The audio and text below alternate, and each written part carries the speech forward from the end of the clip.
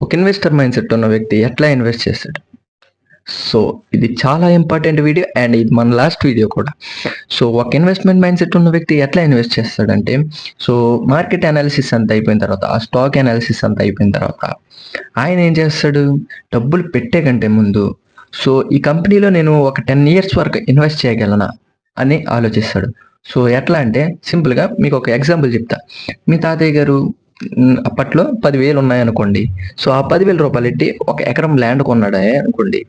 So, ఆ land నుంచి ఏం చేస్తాడు? ఆ 10,000 ఎట్టి ల్యాండ్ కొన్నాడు. సో, ఆ ల్యాండ్ ఆయన పేరు మీదకి రిజిస్ట్రేషన్ చేసి పెట్టేసుకున్నాడనుకోండి. సో, దాని నుండి వెల్త్ జనరేట్ చేసుకుందామని చూస్తాడు తప్ప, ఆ పొలంని ఎప్పుడెప్పుడు అమ్ముదామని చూడడు.